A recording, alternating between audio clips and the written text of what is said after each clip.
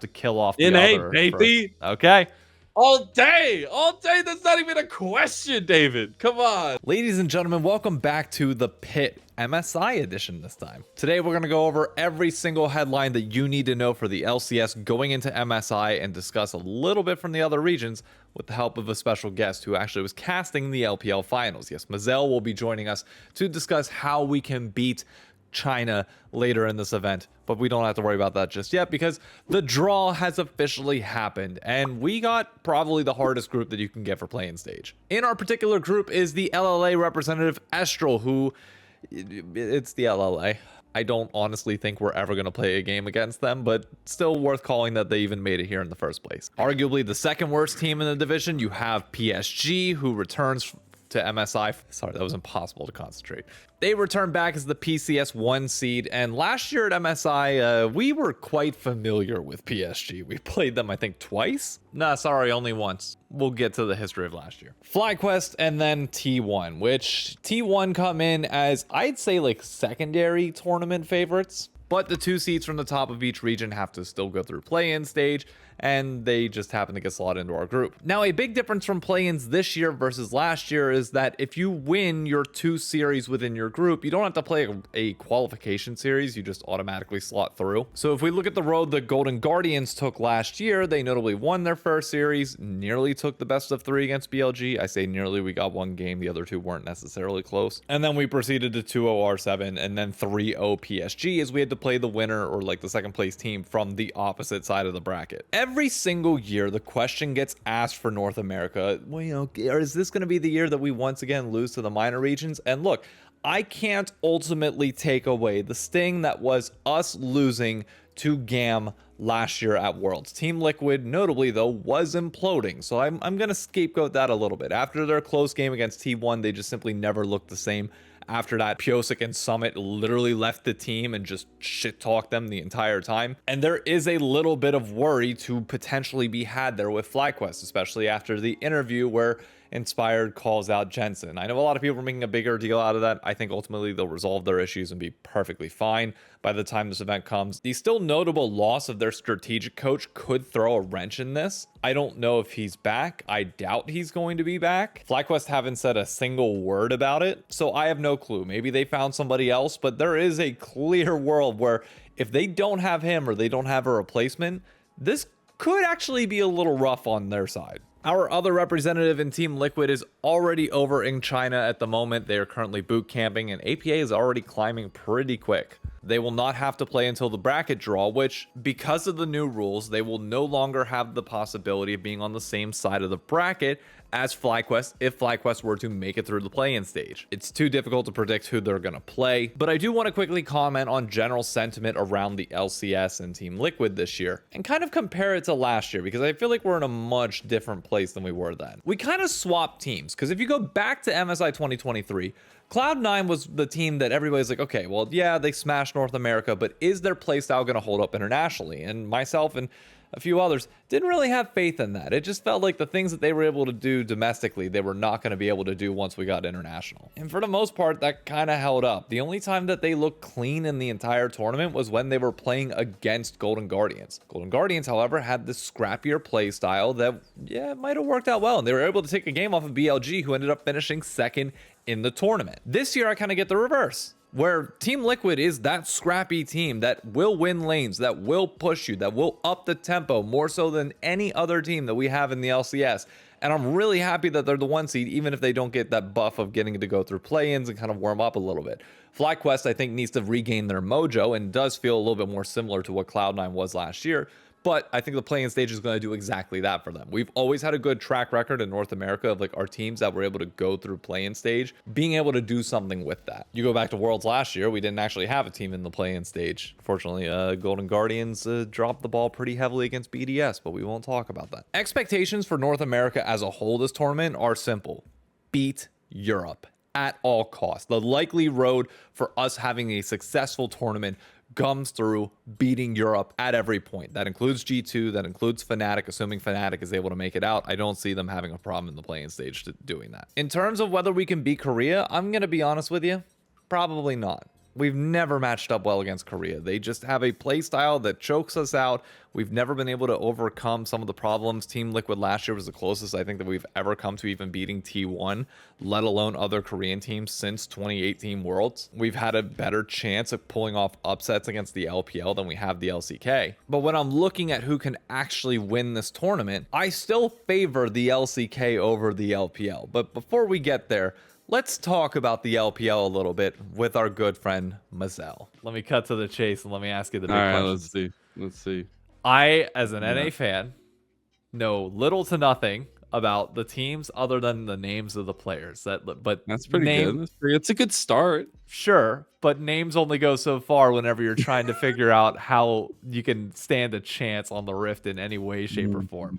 What do I need to know about BLG and Top going into MSI?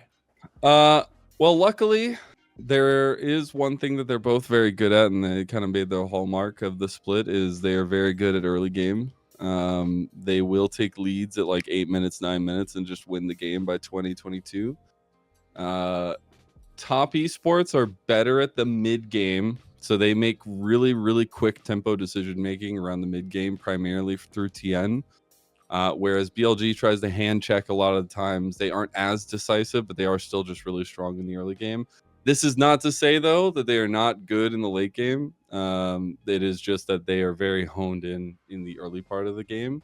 I think late game does become a little bit more of chickens with their heads cut off, especially for BLG more so. But it still is, they are very strong at like taking objective timing and things like that.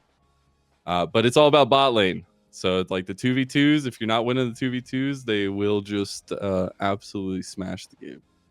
That's fair. Unfortunately, which, you know, I think NA has some chances there, you know. I mean, I'm on the train that I think Yawn is going to be criminally underrated by many going into this tournament. I'm a big fan of Yawn. Okay. Yeah. I'm glad that we're on the same page there. So the LPL coming into this tournament, while defending champions, comes off a tournament where pretty much every team, including JDG, given expectations, drops the ball pretty massively. I'd say so. What has changed since Worlds last year that makes you think that the LPL can come back on top? Well, first of all, Knight is on BLG.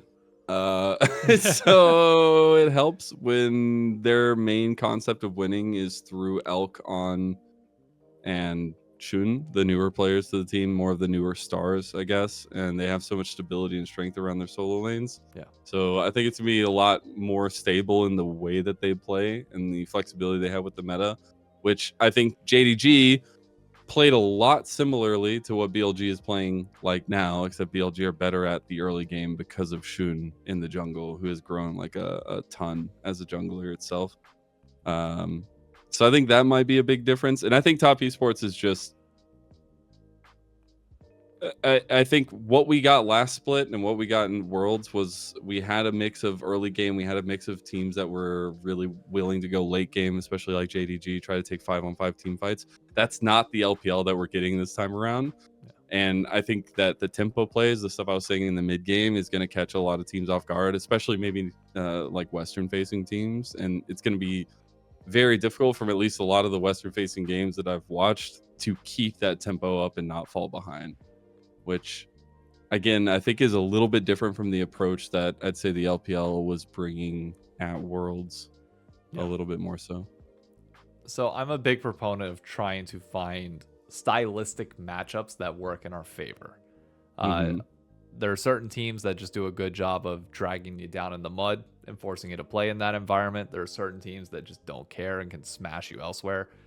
Yeah. Where do you think the West, and I won't even just limit that to North America, I'll say the West as a whole, including or with EU, where do we stand a chance in terms of a stylistic matchup that would come out potentially in our favor, or at least give us a chance that with all cylinders clicking on the right day, we can pull off an upset over any team from the LPL? The thing I struggle with, and the thing that's been very apparent to me, is doing double duty and loving LCS, but also casting NACL, but also being an LPL for so long, is like when I go from watching LPL to LCS, the biggest difference is how quickly decisions are being made across the map. How quickly, oh, this is happening? Well, then we're getting this immediately. It's like already preemptive. It's not something where, oh, they're getting this. Okay, 30 seconds later, we're getting this thing across the map, right? It is things that are happening so quickly together. And I think that you're not going to be able to just let a game go late and have them be able to make all those decisions all game long and then come out the better of it. I think you're going to have to try to take early game stuff and not go late game. So I think that would be the way I would approach it. But again, I don't know. I mean, the meta changes a lot. We're going to the 14.8, so it could change a lot of the way that the LPL teams play a lot. And I know their adaptability has been a big question mark a lot in the past in internationals. So I think either playing with what the meta gives you or trying to take early game as best as possible. Do you think lane swaps are going to be a part of that meta or Oh, no? 100. I would hope so. If that's the one thing that gave BLG such headaches, especially in the last two series that they played against Top Esports, and that was Top Esports' answer into BLG in Game 5 of their first series. The coach came away from saying that they had the solution to take down BLG from red side with lane swaps, but the execution was bad. And then in finals, it never came back, and it didn't really work out. They tried it a little bit, but it's gonna be really interesting if it actually stays a big point. Okay. I don't really have anything else like really specific that I was going to ask. Just what's your feeling about like this MSI tournament as a whole? Do you think the relative Ooh, strength of teams is higher than it was last year? You see a lot of people talking about like 100%. strength of regions. Like, are you more excited for this year than you have been years past? Like, where's your thoughts? Yeah, I'm really excited. I'm really excited for NA actually. I'm actually pretty excited for G2. I think they've had a lot of growth and learning experiences over the last couple of years, and I think this international is gonna be super super fun. I do still biasly think that BLG is gonna win if they can adapt to the meta. I think Gen G is the closest thing. If T1 can survive early games, that if we see that from them early on in the tournament, I think that's going to be important too. But I think Top Esports is probably the lame duck in this situation. Like I think they're the ones that are going to be most likely to drop games, go into the lower brackets, things like that. But I'm super excited in I think that especially FlyQuest, they have a lot of approaches they can bring with the power of Inspired and Whippo. It's going to be really fun. It's going to be fun. Who goes further in the tournament? Given the structure, we now know that Europe Okay. will have to face off against North America because we can't be on the same side of the bracket. Yeah. So Mhm. one of the two regions would have to kill off the NA, other. baby. Okay. All day. That's not even a question, David. Come on. I've seen so many people My faltering boy. on that. Bro, I have all of my boys, the guys I've seen literally come up and they're going to MSI. I've got the cast of like my heart is in it. I am here to win it. Like I want NA to be in finals. They will lose, I'm sorry, to BLG, but oh my god, it would be incredible. I think NA is going to be great. I think they're going to do really great. I will make this promise. If we pull off an upset at any point during this tournament, every series that we play from that point on, I will make it a point to wake up and watch it live at 4 a.m. Let's go. I love that. I will make that promise through and through. I will say I love Jackie Love. I love Mako. They've been really great. Cream is the best. But I'll sacrifice Top Esports for NA. That's fine. I'll give them over. It's fine. Look, I've seen a Western ADC shit on Jackie Love once in my life. I can see it happen again. Jackie Love's real good this year, though. He's been tearing it up. He's the scariest part of Top Esports. Last time I checked, NA's not bad with Senna, and that was the last time that he really got tested. Was Reckless absolutely putting him in a body bag. Unfortunately, that series didn't end up going the same way, but we don't have to worry about a shock curve, so we're fine. Based analysis. Yeah, you exactly. go with one part of it. It's fine. You don't need to do the rest. I will continue to show that that Senna W prediction on Jackie Love over the wall in bot lane until the day that I die. That is my one claim to fame. I think last little tying note, I think everybody should just be watching out for how fast the LPL is going to be looking to play in MSI, and how quickly that if that dictates any of the meta that we see from scrims and stuff like that coming into the first games. Sounds good to me. Thank you so much, man. I appreciate it. Thanks Oh for taking yeah, the man. time. Thank you for having me. I appreciate you. I'm always here to spread the LPL gospel.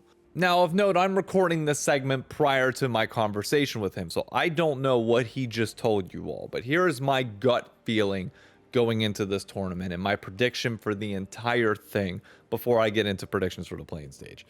I do think that this is going to be the tournament that Gen G finally gets the monkey off their back. I know everybody's hyping up BLG. China is coming in as defending champions. They should be favored. But I'm just waiting for this time that Gen G is finally able to put it together, because there have been so many times over the last 4 years, or last 2 years, sorry, and last 4 splits, whenever they had great teams domestically, that they would just choke internationally. I want to see them go on a run, but more importantly, I would like to see Korea get tested in the losers bracket, because it felt like every time they came up against opposition last year, they were not able to rebound in a significant way. Both T1 and Gen G lost to their first LPL opponent that they would play in the losers bracket. BLG would go on that run the entire time, as JDG did notably lose a very close 5-game series to T1. There's a chance where T1 was in the finals, but even then, I just think the LPL is like the masters of the losers bracket. But I don't honestly have all that much faith in top. T1 are the Chinese killers. They, for whatever reason, are able to put down their opponents almost every time. And they were the closest of anybody to doing it last year, but just mentally faltered. So I think I'd take either one of these two teams over top. BLG is going to be a different story, though. BLG comes in as the heavy favorites in my mind, and that's not me, over gloating the LPL. That's me just truly believing that they are on a different playing field than the rest of the teams in this tournament. But they're not unbeatable. No team in this tournament is. I've seen enough mistakes in the few games that I've VOD reviewed for both Gen G, T1, and BLG to know we could pull this off on a good day.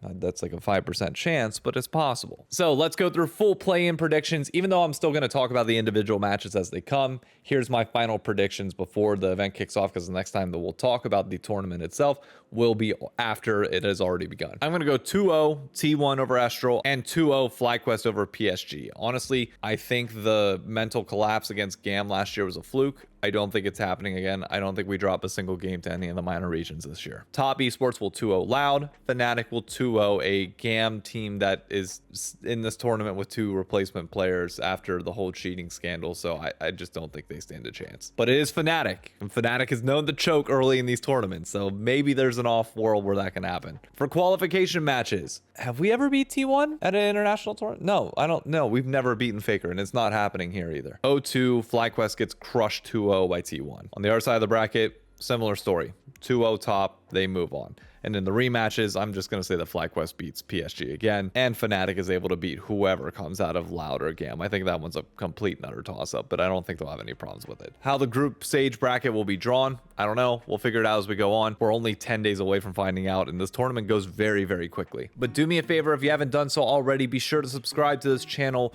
While I'm not going to be watching any of the matches live, because they're at 4 a.m. and 7 a.m. 7 a.m. I might be able to catch a little bit, especially on days where I'm working from home, but all of our games are going to be the first series of the day. But I will have reactions to every single game. I'm going to wake up early, record it, and have it posted. So yes, we will have it all out there for you all. Anyways, that's it for me. Hope you all enjoyed this one. Thank you to Mazel for coming on, and I will be sure to catch you around. We got a hype video coming on Monday, and then Wednesday officially begins the tournament. Cannot wait. Hope you have that hopium, because dear God, do I have it.